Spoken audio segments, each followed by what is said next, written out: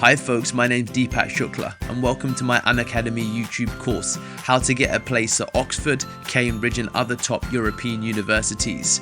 If you're looking to prepare for examinations and take courses for any number of topics, head to unacademy.com, India's largest learning platform, and stay tuned for this course to make sure that you get into the top university. Brought to you by Deepak Shukla and Unacademy.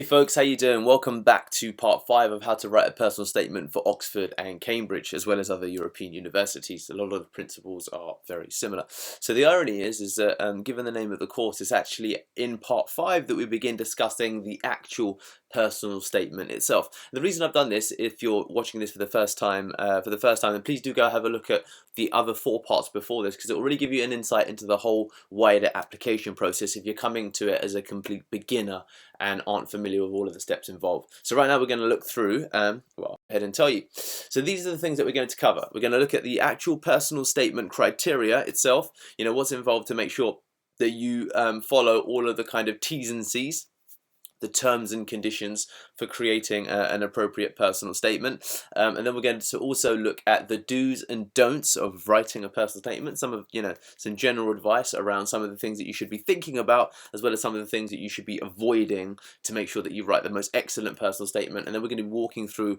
what UCAS actually provide, the UCAS personal statement guide, and giving you some of my thoughts as to the best ways to approach it. So the personal statement is singularly, notwithstanding your grades, because you need your grades to be excellent to even bother applying. If you don't have the grades, then it's going to be very, very difficult for you to get a place, even before the difficulty of being one of the top tier candidates amongst everyone else. Anyway, the personal statement is the most critical element of the application that will get you to interview.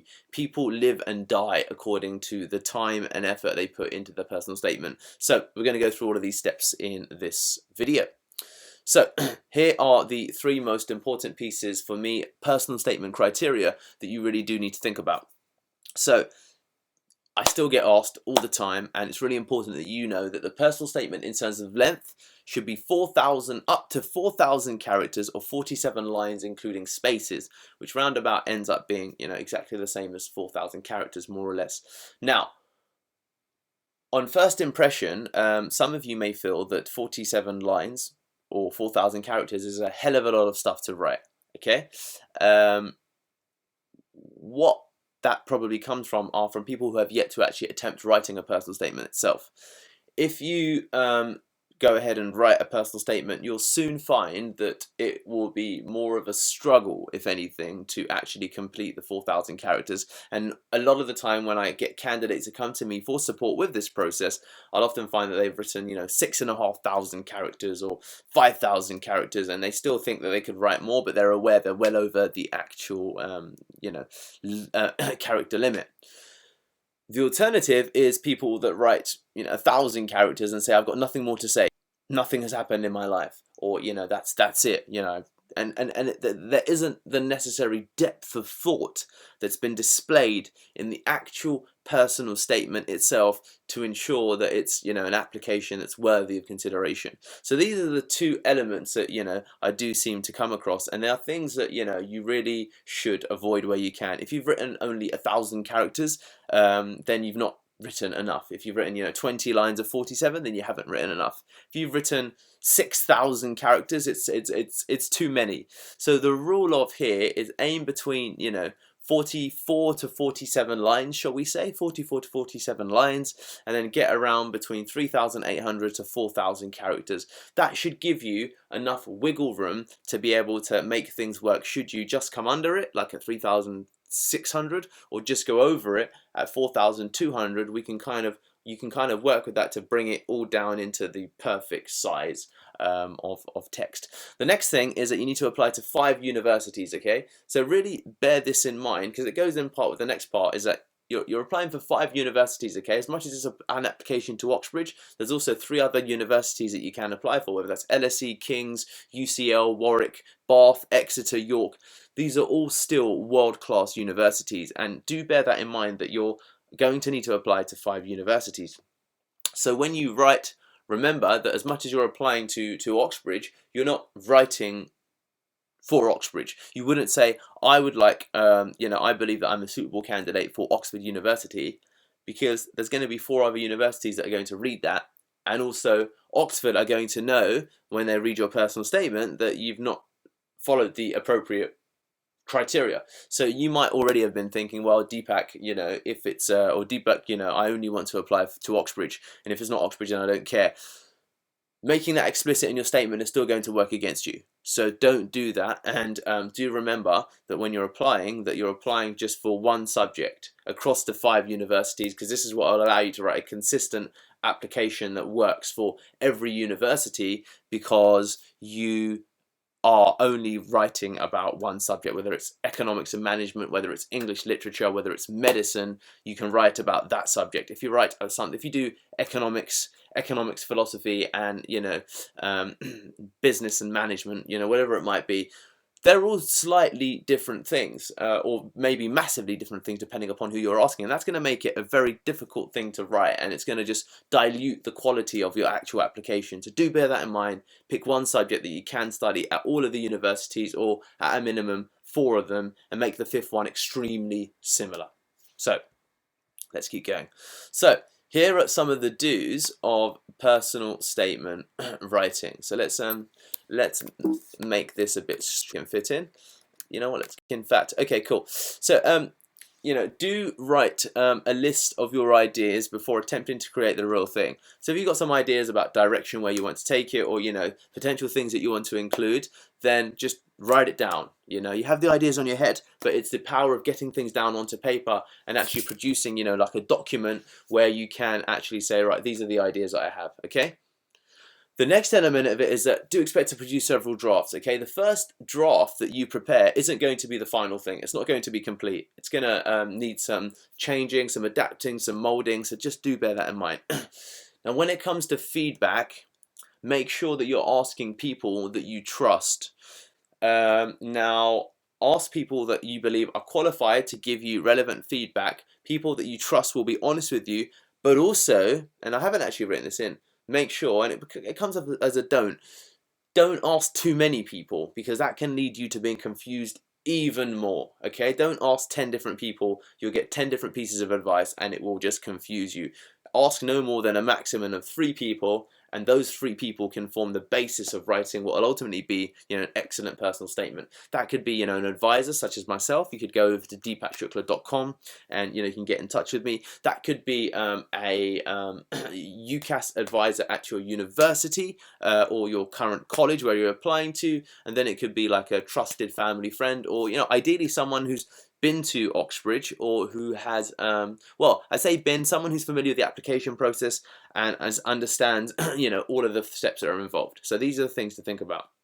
The next element of it is do check university college prospectuses, and basically have a look at what the colleges want from you. Have a look at what Oxford want from you. Have a look at what specific college at Oxford wants from you. Also have a look and be realistic. You might not get the place that you want, so it's worthwhile checking the criteria, all 5 of the universities, and putting together a kind of matrix of all of the qualities that they're looking for, bunching all the similar ones together, refining them into one word, and then basically coming up with the 5 to 10 qualities or criteria that they want students to demonstrate in your personal statement. So that could be academic excellence, passion for the subject, wider reading, initiative, proactivity, whatever it might be. Make sure that you go to each of the relevant sites. Go to Oxford, go to your university, so go to Oxford, go to medicine, and then go to the college that you're applying to. So think about all of those 3 things when you're making the application.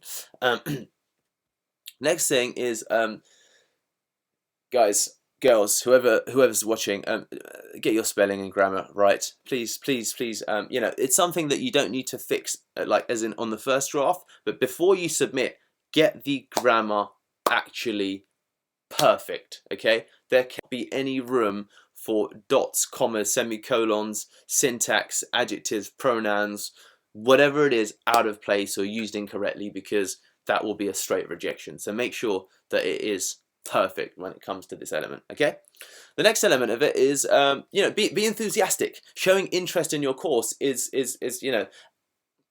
attraction breeds attraction, and there's the art of reciprocity that comes into play.